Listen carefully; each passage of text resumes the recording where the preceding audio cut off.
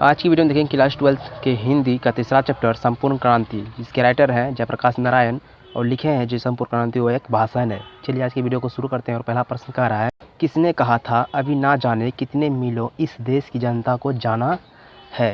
तो किसने कहा था, तो याद रखिएगा, ये कहा था Pandit Jawaharlal Nehru. Option number C right हो जाएंगे।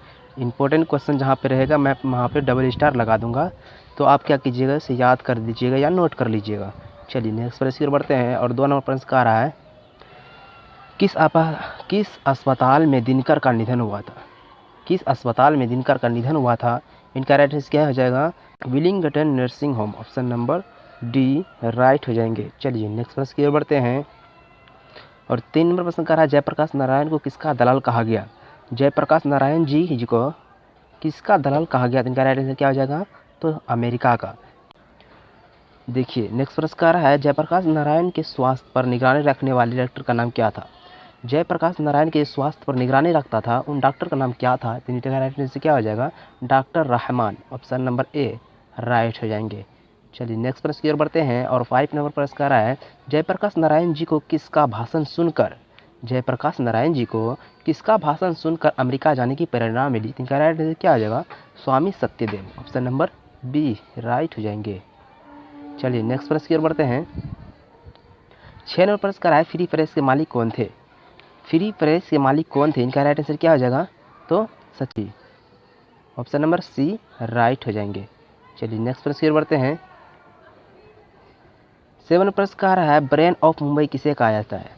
ब्रेन ऑफ मुंबई किसे कहा जाता है। याद रखिएगा 2-3 क्वेश्चन में मैं स्टार मार्क नहीं लगा पाया, लेकिन उधर जो गया जितना क्वेश्चन सब इंपॉर्टेंट था, यह भी इंपॉर्टेंट है। ब्रेन ऑफ मुंबई कहा जाता है उमा शंकर दीक्षित को। ऑप्शन नंबर ए राइट जाएंगे, याद रखिएगा। चलिए नेक्स्ट प्रश्न की ओर बढ़ते हैं। 8 नंबर प्रश्न कह रहा है, जयप्रकाश नारायण ने आईएससी की परीक्षा कहाँ से पास की। जयप्रकाश नारायण जी थे वो आईएससी की परीक्षा कहाँ से पास किए थे। इनका राइट आंसर क्या आ जाएगा, बिहार विद्यापीठ से। ये आपके बुक में दिया होगा, जहाँ परिचय, जहाँ मतलब लेखक का जो परिचय दिया रहता है, तो सभी को याद करते हुए चलिएगा। ये भी चलिए आगे देखिए, ये भी इंपॉर्टेंट है, ये तो और भी पूछा जाता है एग्जाम में। 9 नंबर प्रश्न क्या कर रहा है, लेनिन की मृत्यु कब हुई थी। लेनिन की मृत्यु जो थी कब हुई थी। इनका राइट आंसर क्या हो जाएगा, इनका राइट आंसर 1924 होगा। यह आप मैट्रिक में भी पढ़े होंगे। चलिए नेक्स्ट प्रश्न की ओर बढ़ते हैं। 10 नंबर प्रश्न का रहा है, जयप्रकाश जी मार्क्सवादी कब बने। जयप्रकाश जी से मार्क्सवादी कब बने थे। इनका राइट 1924 ईस्वी, जब लेनिन की मृत्यु हुई थी उसी समय जयप्रकाश नारायण क्या थे, मार्क्सवादी बने थे। ये भी क्या है, इंपॉर्टेंट है, इसीलिए याद रखिएगा। ऑप्शन नंबर डी हो जाएंगे। चलिए नेक्स्ट प्रश्न की ओर बढ़ते हैं और 11 नंबर प्रश्न का रहा है, फणीश्वर नाथ रेणु की पुस्तक है। फणीश्वर नाथ रेणु की पुस्तक क्या है, मैला आंचल। ऑप्शन नंबर डी राइट हो जाएंगे।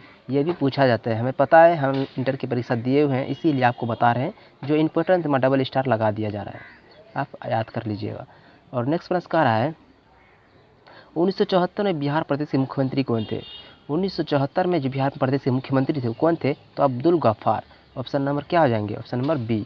यह भी क्या है, इंपॉर्टेंट है। चलिए नेक्स्ट प्रश्न की ओर बढ़ते हैं। नेक्स्ट प्रश्न कह रहा है, किसे लोकनायकों के नाम से जाना जाता है या किसे लोकनायक कहा जाता है। तो जयप्रकाश नारायण जी को लोकनायक कहा जाता था। ऑप्शन नंबर क्या हो जाएगा, ऑप्शन नंबर बी राइट हो जाएंगे। ये भी क्या है, इंपॉर्टेंट है। ऐसे हम इंपॉर्टेंट नहीं लगा रहे हैं क्योंकि हमें मालूम है कौन पूछा जाता है कौन नहीं, इसीलिए आपको बोल रहे हैं इंपॉर्टेंट क्वेश्चन है। चलिए नेक्स्ट प्रश्न की ओर बढ़ते हैं और 14 नंबर प्रश्न का है, जयप्रकाश नारायण जी का जन्म कब हुआ था। जयप्रकाश नारायण जी का जन्म जो हुआ था 11 अक्टूबर 1902 ईस्वी को हुआ था। ऑप्शन नंबर क्या हो जाएंगे, ऑप्शन नंबर ए राइट जाएंगे। याद रखिएगा जन्म मृत्यु ये पूछा जाता है, ये भी क्या है, महत्वपूर्ण है। चलिए नेक्स्ट प्रश्न की ओर बढ़ते हैं। जयप्रकाश नारायण की पत्नी का क्या नाम था। जयप्रकाश नारायण की जो पत्नी थी उनका नाम क्या था।